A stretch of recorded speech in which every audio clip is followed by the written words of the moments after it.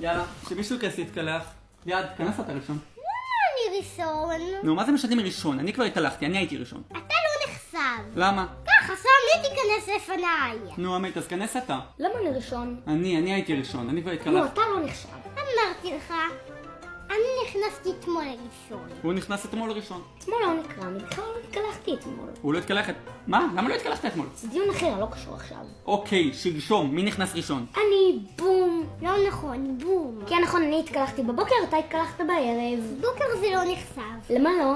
אבא, נכון זה לא נחשב? מאיפה אני... לא יודע, מי התקלח ביום שלישי ראשון? אני. יופי, מצוין, קדימה, עמית. אבל גם ביום ראשון וגם ביום שני, אני נכנסתי ראשון, אז אני בפור עליו בום. אבל זה לא אופר, בום. תסביר לו מה אתם שמים את הבום הזה, בסדר? ליעד, הוא בפור עליך. רגע, ביום ראשון זה לא נקרא שנכנסת לפניי. למה לא?